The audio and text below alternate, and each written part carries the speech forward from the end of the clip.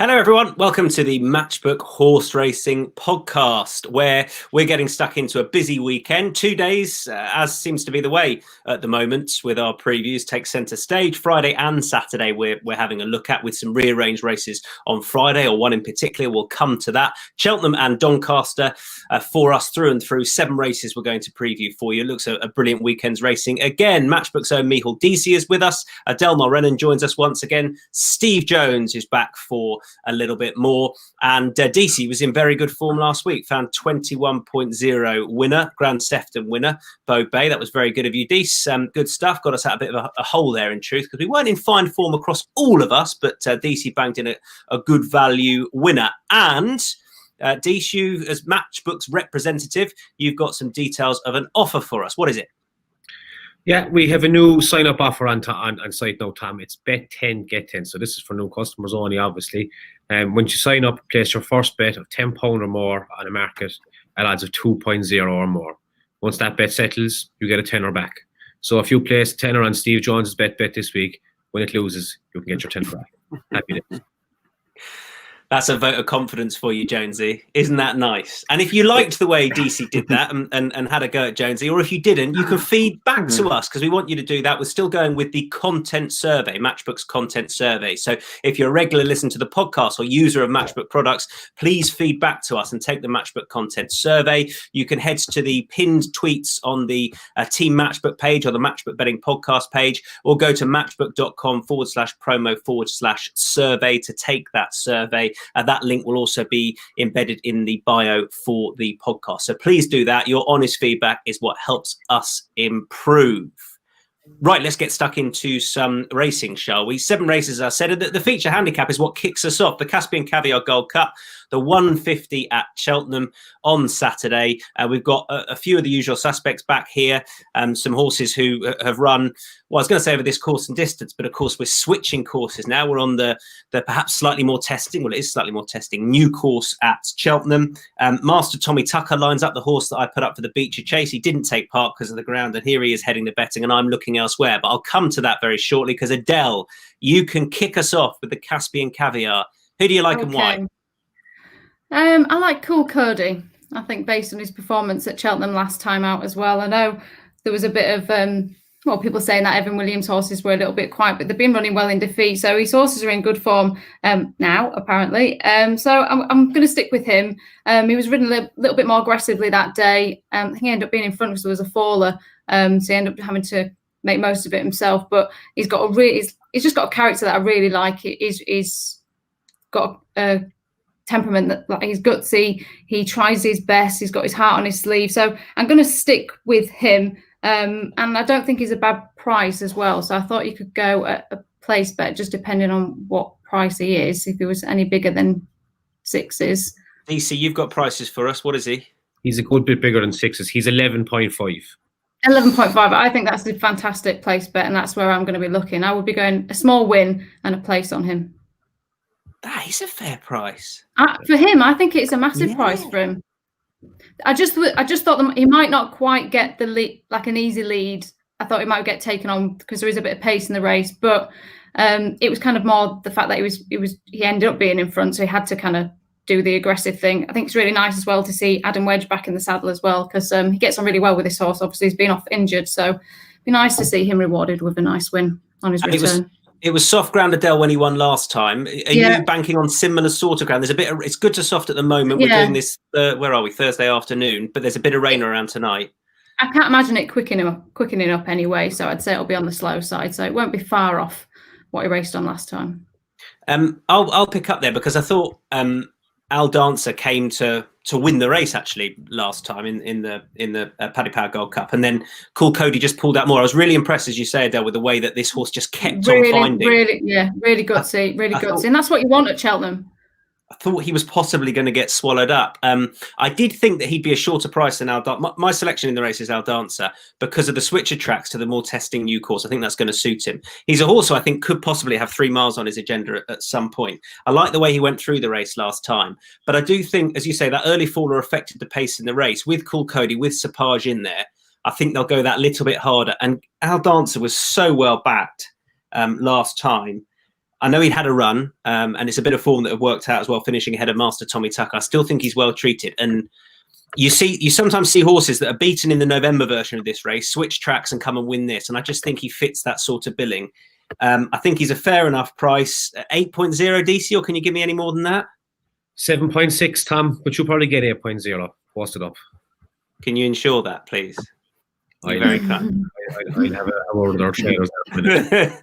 I think that's fair enough. Look, on the face of it, I'll be honest. 11.5 is very fair about Cool Cody. So I wouldn't be, I'm not negative about that horse, but I do just think the switching tracks will suit Al Dancer personally. So he was my selection for the race, and I've always had a soft spot for this horse. So I'm going one more go with him. Dees, what about you? I agree with Cool Cody. I think that he has a great chance. He's not going up that much in the weights, and I was a bit disappointed to see Tom O'Brien come off. I'm actually, Adele, know that you said that. I really like Tom O'Brien. He was good on him. He was good on him. Right, I think he's a fantastic jockey. I thought that when I saw this first, I just thought Master Tommy Tucker will just go up in front and just jump him all to death. And he's drifted a bit in the price, so I would have a slight fancy for him. But the one I actually came down on, and this is just a very recent thing now, is Chatham Street Lad, Michael Winter's horse. Now, the prices for this only went up at about 11:30 this morning, and he has come from 21.0 into 13.5. Now, it's a great gambling stable. On the 9th of December 2019, Chatham Street Lad landed an absolutely massive punt at Cork. He was back from 6-1 into 9-4 on the day. Scooted home. He went up, I think, another 13 pounds in hurdles in the rest of the season. Has won 2 chases already this season.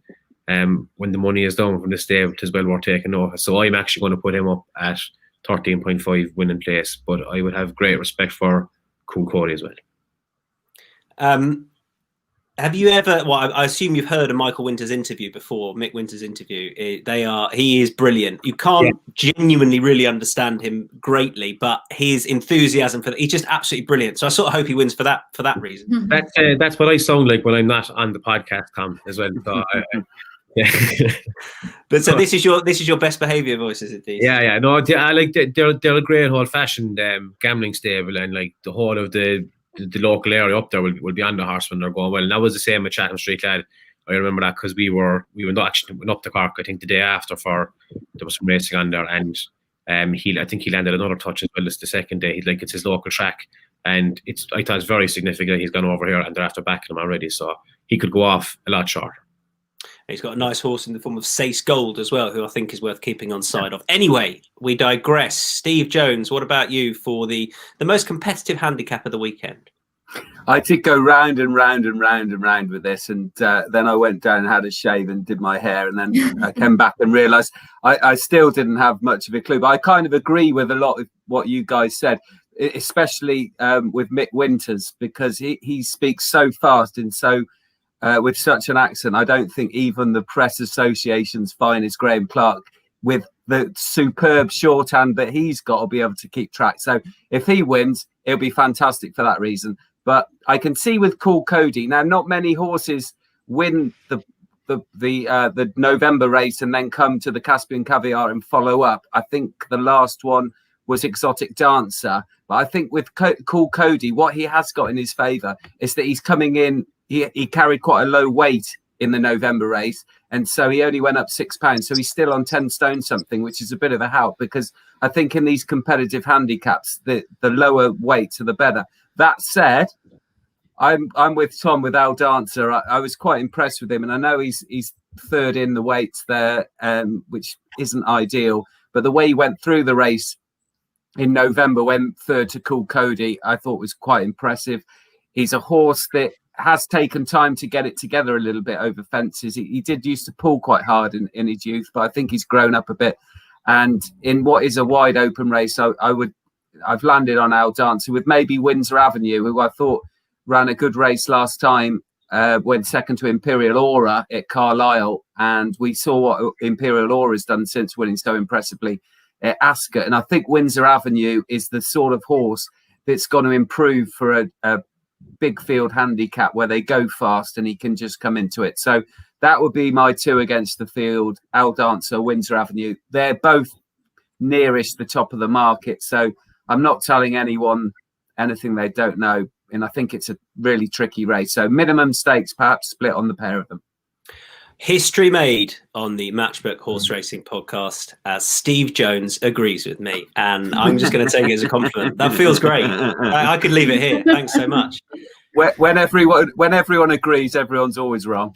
Exactly. But yes, a couple of shouts for our dancer there. Windsor Avenue added by Jonesy. Deasy likes Cheltenham Street Lad, and Adele with Cool Cody at a fair price, and pointing out, as you can do on Matchbook, that you can have more on the place part of that bet to ensure that as long as he's in the first three, you're getting some returns. Right, let's kick on to the first race at Doncaster. We're going to be looking at this is the December Novices Chase, the 205. Deasy, why don't you kick us off with prices, because we've only got 5 runners here. So how's the market shaping up?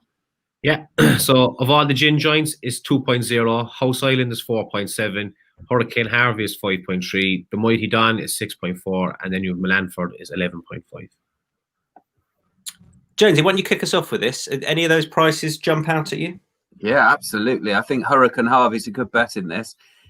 He's got progressive form. He made a really good chasing debut at Uttoxeter back in October, when he stormed home to beat Emmy Tom. Now, Emmy Tom is a really smart hurdler, and Hurricane Harvey had a lot to find on the official ratings, on their hurdle ratings, and he managed to get the job done, which I'd imagine was a bit of a surprise to many.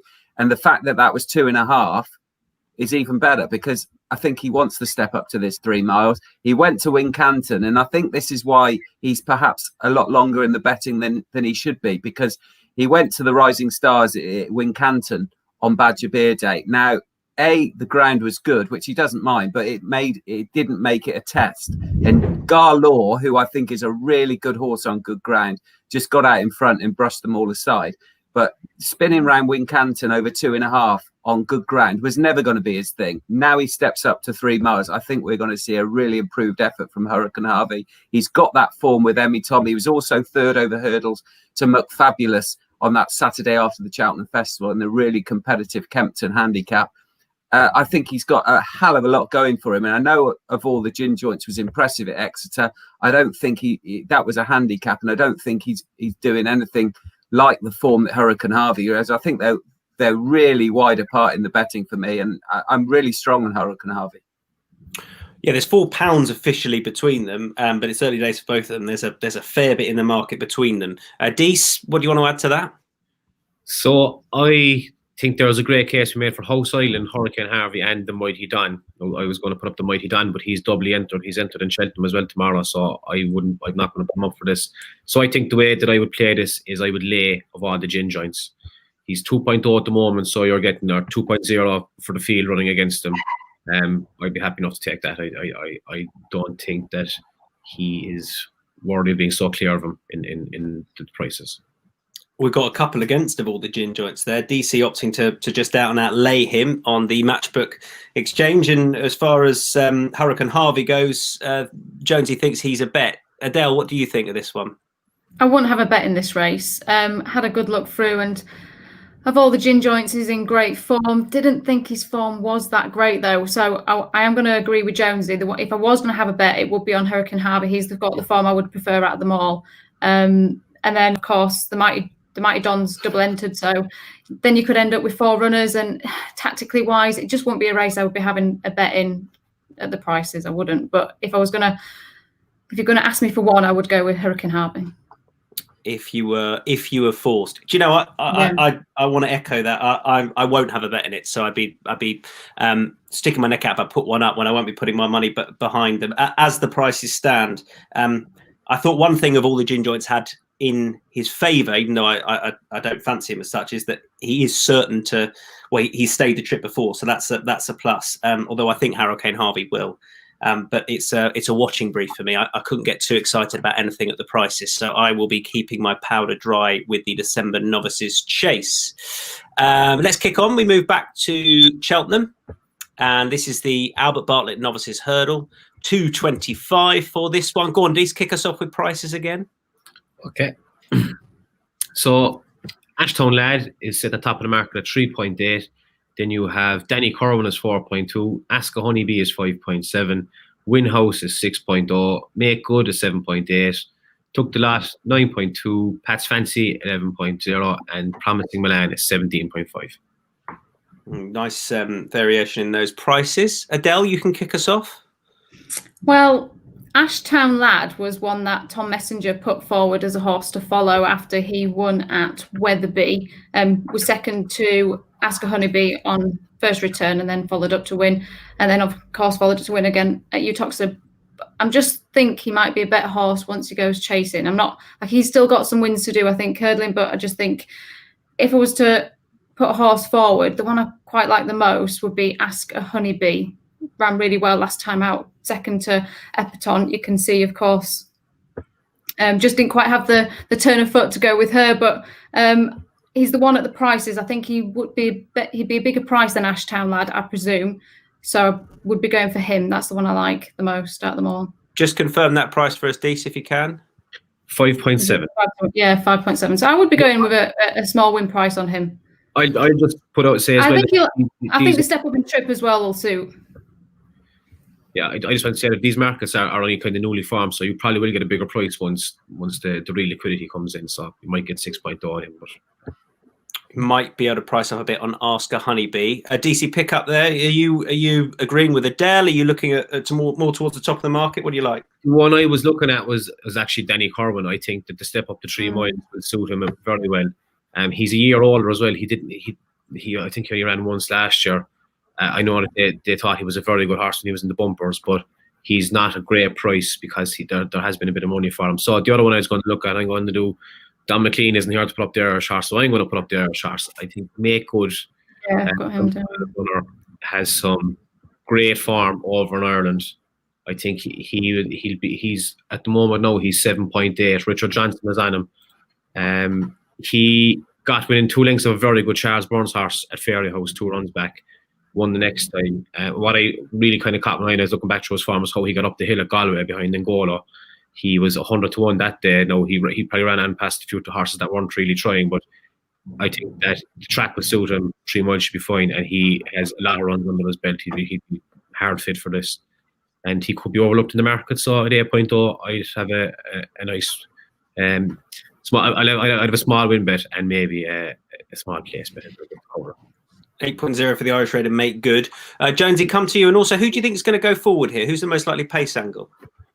Well, it's interesting because Danny Kerwin, I think, is a horse that is improved, made all last time. But whether they want to do that again, stepping up so far in trip, and it might have just have been circumstance. And so for me, with horses that haven't run a lot over hurdles, I wouldn't want to nail my colours to one that actually was certain to go forward, but I'd imagine there would be a nice pace on here, even though it's 3 miles. And when you look back over the history of this race, 8 years ago, Coneygree won it, so it's got a habit of throwing up.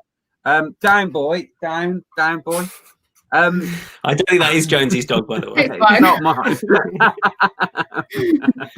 Well, I hope it's not mine because I haven't got one. There's been a break-in. Unless it's the cat trying to spoof me. But if Deasy's going to stay to his home side, I'm going to stay to mine. Where I'm sat here is about a walking distance to Fergal O'Brien's. And I put up his Hurricane Harvey up at Doncaster, which I think the fact that Paddy Brennan is going up to ride Hurricane Harvey is another tip for him. But Conor Brace, who is a very talented young jockey, rides Ask a Honeybee.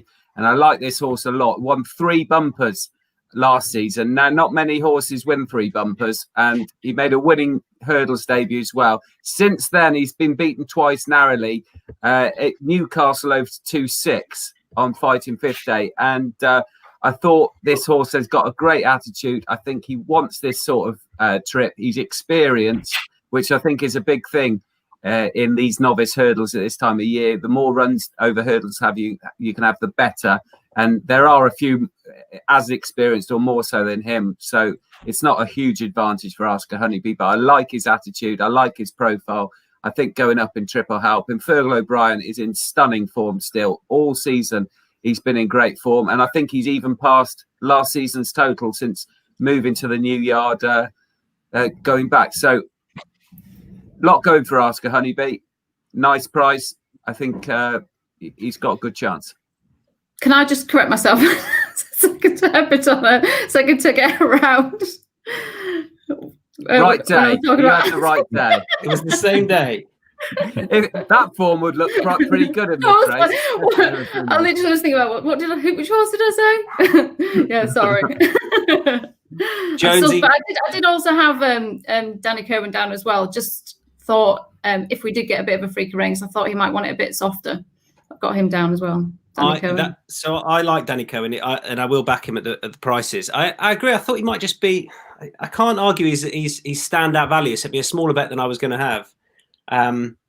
He obviously had a long time off. He's got something at bumper form. He was ahead of Pim, who's turned out to be a very good horse. We know that. He's got some good hurdles form as well. And then he had such a long time off.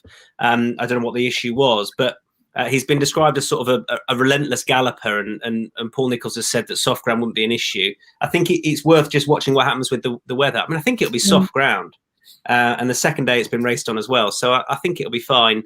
I'm not certain he'll be the one to go forward, but I quite like him. I think he could just have a load of class, and I think 3 miles will bring out the best in him. So I thought it won't be a huge bet, but Danny Cowan for me in the Albert Bartlett novices hurdle. That's the 225 at Cheltenham. We switch it up again. Move on to our next contest, the International. 3 o'clock at Cheltenham for this, and I think this is one of the most fascinating renewals. Maybe it's not the best renewal we've had in recent years. Obviously, the likes of My Tent Are Yours has run and won it in recent years. But I think this is a fascinating renewal because we've got Goshen back. So what price is it? We might be on the back or lay side between us with Goshen. I've got a pretty frank opinion about him. What price are we looking at for Goshen, Deasy, and the rest of them? So Goshen is 3.5. Then you have Soreal is 6.8, Song for Someone is 6.8, Silver Streak is 7.0, Chitabello is 9.2, Ballyandy is 11.5, and then you have big prices for the rest of them. Jonesy, I want to hear what you think about Goshen. 3.5 is bigger than I thought it might be based upon that reputation. What camp are you in with Goshen? The second coming, or might have just been a bit flattered by what he did and nearly did in the Triumph last year? I think it's fair to say I'm in between the two tents, to be honest. I generally want to take on 4-year-olds when they're stepping the next year after their juvenile campaign, stepping into the top races. But he would have won the Triumph Hurdle by street, and the form has worked out very well. So there's reasons to like him and there's reasons to oppose him. At the prices, I'm going to oppose him. I think he should have run better than he did on the flat in the summer, but do you really want to hold that against him? I'm not so sure. It was a freak accident, as we all saw at the last hurdle when he got his hind hoof stuck in his front hoof somehow. I've just never seen that before, and for it to happen at the last hurdle in a championship race at Cheltenham is just unbelievable. But this season, he's still got to prove he's up to this sort of grade for me. So I want to take him on. But again, I go round in circles. I fancied Silver Streak up at Newcastle and in the fighting fifth because he had his ground, which he likes good ground. And to be taken out in such style by Not So Sleepy, who was loose, was just unbelievable. So I want to stick with him. But the one I keep coming back to, I think, is the most fascinating horse in here, is Somerville Boy, who has been running over 3 miles. And I think he does stay 3 miles, but he just travels so well over it. Coming down the bank in the Stayers Hurdle last year, he was going better than anything. And I thought he was going to win. And he ran a strange sort of race because he did run on in the end, but I think he was just going too well down the bank. I've no doubt whatsoever he's best over 2.5, as he showed Cheltenham on New Year's Day last year when he beat Roxana in the I think they used to call it the Rowkeel. Do they still call it the Rowkeel? Who won this race a load of times, funnily enough, the International. And then at Aintree on his comeback run in November, Somerville Boy won again over 2.5. But this is a horse that has won a Supreme Novices hurdle at Cheltenham. This is a stiffer track of the two tracks at Cheltenham, and he's also a horse that was winning 2 miles over chases over fences last year and was fancied for the Henry VIII Grade 1 novice chase at Sandown over 2 miles. He has got gears. If the ground is soft enough, I think he's overpriced. What is he, Dees? About 15, 18, 17? 18.0. For a horse of his, he has got class. And a lot of these other horses in here are 2.5 milers. So I think he's got to have a chance. I'd probably have a decent bit on the place and then maybe a little less on the win for Somerville Boy. So it's a bit chancy, but I like taking chances sometimes. I like the case, Jonesy. I do. I like that case. I think it's a strong case. You are allowed to put up horses that aren't trained in Cheltenham. You know that. But Stroud. It's near a Stroud. Yeah, true. It's Don't local upset track. them. Somerville Boy at a fair price. Deasy, off you go.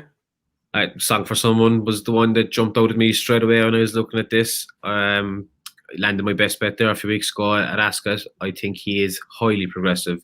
I'm really looking forward to seeing him in this trip. Now, he's not getting much of a chance to wait. He's given £6 to most of the field, but I think he's a fair price, and I'll back him win only. Although there's a part of me would love to see Goshen win, because I thought he was unbelievable last year. And Jesse broke so many hearts when he fell in the triumph hurdle. But the Moors are in good form as well. I wouldn't surprise me if he won, but I'm going to stick with Song for Someone. Song for Someone for you, who, as you say, you and Jonesy were singing from the same hint sheet with Song for Someone, who went and won that 3-runner affair at a fair price as well. Adele, you looking elsewhere from Goshen or with Goshen? I'd love to see Goshen win, and I certainly is one horse I've been really looking forward to running. The only thing that worries me a little bit is he can be quite keen. He's got like a temperament. He just wants to get on with things, and he's had a couple of runs on the flat, which will have set him alight, and he did look like he was set alight at Goodwood. So I don't know. I just have a feeling like he might just be a little bit too keen. But at the prices, I would be having a small bet with him, because he's a horse that I love, and I think he's a horse with a huge future ahead of him. If he puts up a really smart performance, the chances of him being that price again next time out might be quite slim. So I would be having a little bit on him to win. But I'm going to agree with Jonesy. I've picked out Somerville Boy. I think he was a massive price for place bet. Didn't stay 3 miles last time, dropped back down in trip. So he's my big price for place. And then I will be having a small bet on Goshen. Okay, so 2, but the main one is Somerville Boy, like Jonesy. And I'm looking elsewhere from Goshen as well. I tend to mix it up with Goshen and Goshen. Never know what's quite right. But I like Chibello here. Probably the hardest horse's name to pronounce in the race. I think he's a very fair price to back in the place market and the win market, level stakes across both of them. I think the key here is that last year when he ran in the race, he was trying to give a bit of weight away, trying to give weight to Call Me Lord and the eventual second as well, Ballyandy, who both carried 11 stone. He carried 11.4. And the other point is that he's running this race twice before, but he's never had a run before it. So this is always his reappearance. I know he has one fresh. That was when he was laid out for the county, but it wasn't, for all that was fresh. That's a slightly different fresh, because that's you're out in the handicap to win, so he'd been revved up for it. Whereas his other starts in this have been on his first start of the season. He's had a run now. He doesn't have to shoulder a penalty, and the form behind Call Me Lord and Ballyandy, that's fair, giving weight away to them. I struggled to see him out the 3. And one thing I would say is that he travels so well in his races. I am convinced he'll trade shorter at some point than the price available. Did you say 8.0, Deeth? What did you say about Chibello? He is 9.2. Oh, lovely. Music to my ears. He had his win done before the reappearance run, behind Somerville Boy. And if they go hard, I think that'll really suit him. So I was surprised he was that sort of price. I thought he'd be second in, personally. When he's finished behind Song for Someone before, he was trying to give that horse weight. So now he's got a £10 pull with the horse. So I thought that meant he should probably be second in, personally. I just want to ask, because I don't want to leave Goshen out of it completely. I just want to ask, open it up to the floor. If Goshen hadn't had any campaign on the flat at all, so the last time we saw this horse was in the Triumph, would anybody be backing him at this? He wouldn't be this price, would he, Steve? He'd be a fair bit shorter, wouldn't he? Isn't his price built on the fact that he's had 2 disappointing flat runs? There might be something in it. I think he went very hard at Goodwood, and everyone saw that. So I wouldn't hold that against him.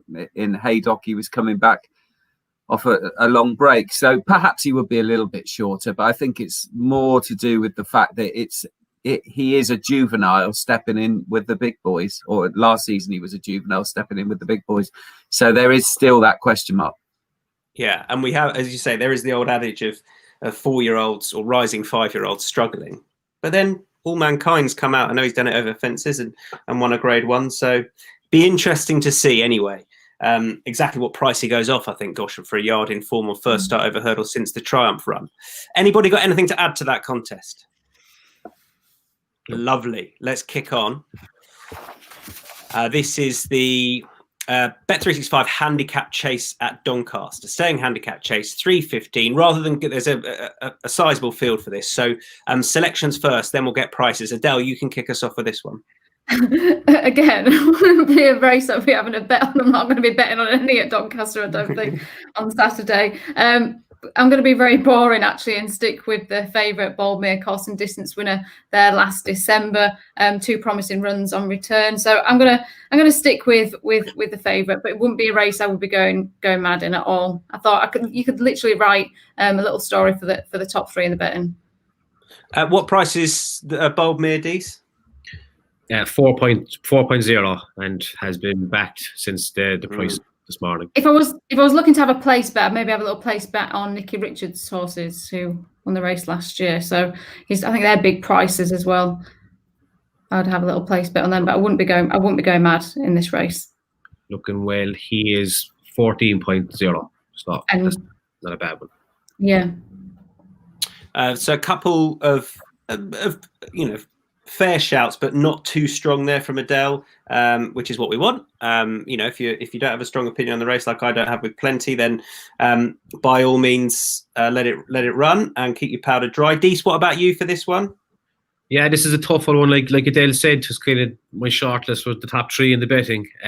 Boldmere was a bigger prize during the week, and I kind of picked him out for the reasons that Adele said, that he absolutely bolted up over 3 miles of Doncaster last year and would have won next time, only that he fell at the last. So I'd probably be making my main bet, but I think there's a lot to be said for Jersey being a man in the mountain, so this wouldn't be a big betting race for me. Jersey being a man of the mountain for you? Yeah, and Boldmere. I would make Boldmere my best, but I think he should win, but the price is gone. But he'd probably go off short as well. I could see more market support coming from him. What price is Jersey being? Jersey Bean is 4.5 and Man of the Mountain is 6.0. Okay. I like Man of the Mountain, so I think that's a fair price, 6.0 for Man of the Mountain. Emma Lavelle, she's been quiet enough actually, but this horse I think is very good. And Cheltenham didn't work out on reappearance, sent off the 4-1 favourite and showed up okay. And then whether Cheltenham didn't suit, I'm not sure. It was a big old rising grade. Just wonder if coming back to a flatter track will suit, but it's very progressive Man of the Mountain, and it's a race that Emma Lavelle has targeted in the past. She won it a few years ago with Kanchan Leader, and then won it the following year as well with the horse who's been caught by surprise. Can't remember who it was, but I know she's clearly targeted this race in the past. And when Man of the Mountain won at Taunton, I was very impressed with him. Having unseated there, he came back to Taunton, and there was a bit of a worry about the track being too sharp, but I just think this will really suit. It was disappointing last time in a hot race at Cheltenham, but I still retain some faith, and he's been dropped £1. So 137, I still think he's got a bit of scope off that. Jonesy, what about you? Tell me you agree with me again.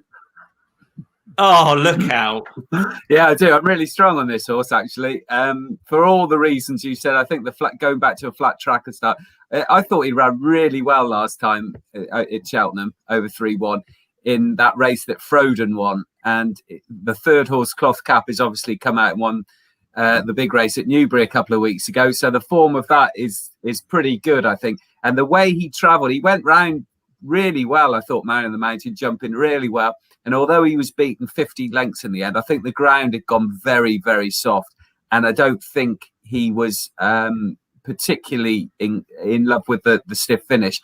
And the other thing with him is, I think he carried 10 stone last time. Now, this is a great, big, strong jumping horse. And I think he'll be suited a hell of a lot by going down in grade and up in the weights. He's got 11 stone 3. I think he's far better taking on this grade of horse rather than top horses like Frodon than this. And so I think Man of the Mountain for me, I think he's a horse with a big future. He's only got to improve, and he's already got that form in the book from Bangor where he won really nicely. So yeah, strong on him. Just expand on that point. So you say he's a big, strong horse, so you're not worried about him carrying more weight, but he's now, for all he didn't have much weight on his back last time, he was against a better grade of horse. These are just weaker horses all in. So you fancy the better horse in this slightly weaker grade? Yeah, I always think it's easier to carry more weight against lesser horses than the other way round, to be honest. Or usually, it's sometimes in the top handicaps, the lower weights, but certainly a run of the mill, you're better off running in a lesser grade with more weight. That's a couple of shouts for Bolmere then, and a couple of shouts for Man of the Mountain at Doncaster. That does it as far as the Saturday action goes. We'll turn our attention to the rearranged Peterborough chase now. 150 at Cheltenham. Obviously was meant to be run at Huntingdon. Pretty flat right-handed track. So off we go to Cheltenham. Left-handed, the undulations. That makes sense, right? Of course it does. It has been run at Taunton in the past, where the favourite who lines up here has won it. But here we are at Cheltenham. I think it's great. It's going to be on ITV, and a good-looking race it is too. Give us some prices, Deasy. Okay, so we have Top Match is the favourite at 5.7. Mr. Fisher is 6.2. Clondalk Castle and Fanion Destraval are both 6.5. Sorry, Mr. Klashnikov there. Klashnikov is 6.0. Dallas is 7.6. And Glenfarsa then is the regular field at 17.5 with Bundoran. Now, I know you've got a fairly strong opinion on this. I can't find a bet in it. I know I really wanted to. I wanted to take on Top Notch, and I came down and actually thought he's probably going to win it. And I fried my head. I'm going to watch this. But you've got a pretty strong opinion, DC. Go on. It's not as strong as it was yesterday. No, I picked out Kalashnikov for this, but I was operating on the theory that it was going to be heavy ground. But Jonesy's gardener told us this morning that it's probably going to be soft, maybe soft. So I was hoping that it'd be a mud bat and Kalashnikov would just go through it. I would still fancy him at the prices. I think this is a very tough race. They've always maintained, DC, that he doesn't want heavy ground, Kalashnikov. They always say he wants decent ground. But his best form is coming here. No, maybe I agree. I'm just thinking of that Betfair hurdle, but I think that he I think it might suit him better. But Kalashnikov, I suppose, and Mr. Fisher, I can't decide between either of them. They're both the same price. I suppose Mr. Fisher ran an amazing race this time last year over course and distance, and he actually ran faster than the Caspian Caviar Gold Cup later on in the card. I think it was this day last year in the novices chase. So I will put him up because the ground is better, and I think that his run last time was too bad to be true. I think it was just far too heavy. So if the ground is going to be on the good side of soft, I think Mr. Fisher would have a good chance. Okay, Mr. Fisher for you. Adele, who do you like? Tough race. I think you want a tough horse. I'm going to stick with favourite, Top Notch. He's won at 13 different race courses. He's so versatile. He's got a great attitude. Although he hasn't won at Cheltenham, he has been placed. He was second in the JLT. So I just think, based on the fact that he's versatile tactic-wise, ground-wise, track-wise, I just think he's the horse that I would want to be riding if I was in the race. I know Daryl's got some nice horses to ride, but he actually loves this horse, and I think when he retires, he'll probably go home to him. But I think we might not stick with the favourite. I'm going to stick with him. Do you know? I wanted to take on Top Notch because I had in my head he doesn't like Cheltenham, and then just like as you're saying that, I went back and looked through his form, and he's got a great record. To have a horse win at 13 different he's honestly, I think he's at that price. I think that he'd be my win bet for the race, definitely. I was texting Tom about this yesterday, then I was taking the waffle piss out of Top Notch. But his record is amazing. He's nine wins and 15 chase starts. He's something like 228. Yeah. But he's only gone off. How many times has he gone off odds against? How many times? How many times? 4. 4 to 9 or 4 to 11. So that's why I was just like, I would fancy him for this, but what do I know? Jonesy referee for the more DC goes against it, the more I want. I don't know. He's a little terrier, isn't he? And Jonesy, what do you think? I think he is slightly better right-handed, but he is a very classy horse. I think he would have probably won the Peterborough if it was at Huntingdon. Coming to Cheltenham puts a seed of doubt in my mind. I'm not sure it's the right thing to do. I take my hat off to the authorities rearranging these races, but I don't think it's the right thing to do to take it to Cheltenham, because a lot of these horses were also in the Caspian Caviar Gold Cup or the 2 mile handicap. But anyway, I like Nicky Henderson, but not top notch. I like Mr. Fisher. I think had he not run in the November race won by Cool Cody last month, where he's pulled up again, he had a big weight, which is not an advantage in that instance in the Paddy Power Gold Cup. You tend to want a bit of a lower weight, and he ran all right, but he was probably a little bit further back than ideal. Cool Cody obviously made most of the running to win it. But if you go back to his form last season in novice chases, he beat Good Boy Bobby, he beat Al Dancer, and he was 4th to Sam Crow when he lost his position in the JLT. So it's really smart form. Had he not run last time at Cheltenham, I think he would be favourite for this.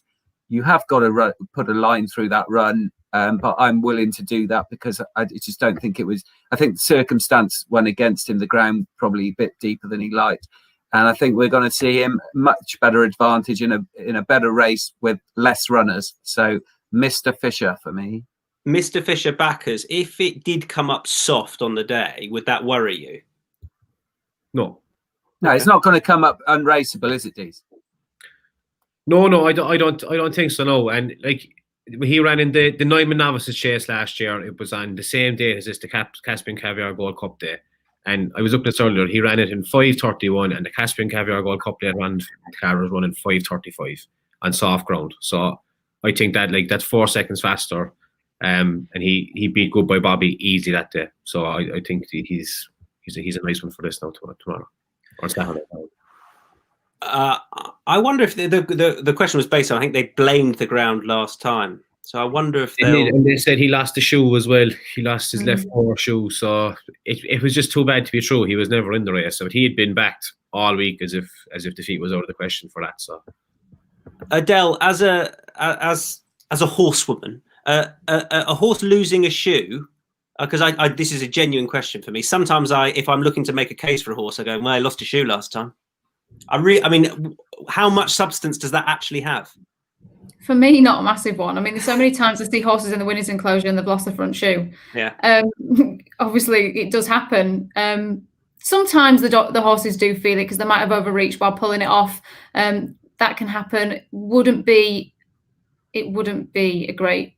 Wouldn't be. I don't see it as a good query. I think it was. They do it all the time. As I said, in the winner's enclosure, so many times I'm looking at them and they've lost a front shoe.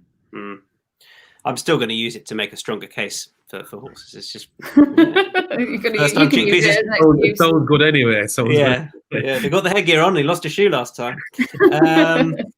Good stuff. Let's move on to the 225. We're split across that really. Top notch for Adele. I'm sitting it out. But if I had to be top notch, and Mr. Fisher for Jonesy and Micheál Deasy. What about the 225, 3 mile, 2 furlong? We had options for that. I wonder whether to go for this race or the staying handicap hurdle. I thought this would be easy to find one to make a case for. What price Court made? The one I'm looking at is shorter than I thought she'd be, which is a bit disappointing because I was pretty strong on her. Dees, what have you got? She's 3.0 and going down, Tom. Yeah, going down by the minute. There's been a massive punt on her already. So I'll just go through the rest of them there. Black Carton is 5.0. Then you have Storm Control is 5.8. Potter's Legend is 7.8. West Approach is 8.0. Commodore is 8.0. And Steely Edition is 22. She's short enough. I couldn't, I really liked her, but 3.0 for... I think it's interesting she's coming here because I wonder if she could be coming here for a sighter for the festival. She could be a National Hunt Chase type. She's still a novice. So I think that's well worth bearing in mind. But I think, for a novice in this grade, I think that's short enough. And as a result, I was going to have 2, but I'll probably just have a bet on West Approach, who was really disappointing last time, but has finished placed in this race before. And 7 runners. Great. Small win bet on West Approach. I will have a small win bet because I don't have many bets on Friday, so I want to have one in this. but a small win bet on West Approach for me, just because I think she is short enough. Court Made. Anybody siding with Court Made at those prices? Go on, Jonesy. Yeah, I think she was just too big earlier in the week, and the market sort of corrected itself. I have agreed with you a lot today, which is a bit of a surprise. But then you put up West Approach, who's I was expecting to see Huckleberry Hound in here, and I saw West Approach. It just doesn't want to win, does it? I mean, it's got great form behind Froden and other really solid runs, especially at Cheltenham, but he just doesn't want to win for me. And Black Corton probably tries a bit harder, but I think he's had one win in the best part of 3 years. So I can't have him. Commodore I was quite interested with, second to Snow Leopardess when just mowed down in the closing stages on bad ground at Haydock. But Commodore seems best when allowed to get his own way in front. And with Storm Control, who I thought won a pretty ordinary race at Cheltenham last time, he likes to make the running. So I think it's a process of elimination. I come down on the favourite, who's very progressive. He's won 3 out of 4 over fences. And if you can jump round Fairy House, I'm sure you can jump round Cheltenham. Stays well. I think she's probably the short price banker of the day. Court Made at 3.0 for Steve Jones. I would love it if West Approach nutted her on the line. Wouldn't that? I mean, I agree. I can hardly see it, but I'd love it. Adele, off you go. I'm him as aggressively, especially when he goes further than 3 miles. I'd just like to see it. Just see Bryony just sit on him a little bit. He unseated at we just. Yeah. Adele, I just missed the start of that case. I think we all did. Are you with Black Corton here? Are you with us, Adele? Tell you what, Deasy, you pick up there because Adele just frozen for us. So go on, you pick up. I'll pick up there. And so I just went about I'm on Court Made as well. But when I saw her enter in this at the start of the week, I thought that they were having a look to see what handicap mark she would get. And I was kind of surprised when she went up. And I think that she should be a good thing in this. She's at 3.0. Interestingly enough, Gordon Elliott had a horse called Fakira, who Jonesy tipped a few weeks ago to win, entered in a race, and I said they were doing the same thing, checking the handicap mark. Keep an eye on that now for the festival. No, please continue with that. They do that. They make these entries just to see what handy. I mean, she's officially £3 winning even with her penalty with the British assessment. They do that. Adele, so go on. We lost the start of your case. Was it for Black Corton? It is for Black Corton. I just was saying that I just hope Bryony doesn't ride him too aggressively when he goes a bit further than 3 miles. I'd just like to see her just take a lead on him. Unfortunately, to see him unseat her at Ascot, but it does happen sometimes there when they're jumping downhill, it can just slip on landing. Because other than that, he's usually an okay jumper. So I've got him. I know he hasn't ran at Cheltenham, I don't think, since winning the RSA. Was it in 2018? So he's got some good course form there. I'm going to go with him. I would like to have seen him being a little bit bigger price. That maybe I could have gone with a place bet on him. But he's got a great attitude. Bryony gets on really well with him, so I'm going to stick with him. I'll be having a small win bet on him. And I hope my face didn't freeze in some kind of awkward position that you're all going to use against me at some point. We might. Yeah, cheek pieces for the first time. I put him up as my best bet. I just noticed that Ascot, she was just having to ask him a little bit, and I can see why they've reached for some headgear. Yeah, and he lost a shoe last time. He didn't. Oh, and he lost no excuses on that one. Yeah, exactly. Okay, so we've got Black Court, we've got a couple for Court Made, and the ever consistent West Approach for me at a slightly bigger price. Best bets then for the weekend across Friday, Saturday, could be Sunday, could be whatever you like in the coming days. Go on, Adele, kick us off. Where are you taking us, Adele, for your best bet? Saturday, Cool Curdy, big price, place bet. I think he's my best bet of the weekend is him. Cool Cody for you. Deasy, your best bet this weekend? I put up Mr. Fisher in the Peterborough. Less than 24 hours after telling me Kalashnikov was a certainty. I love it. He's Mr. Fisher. You got a few Jones, and we want to do the same. Steve Jones, what do you think? Who's your best bet?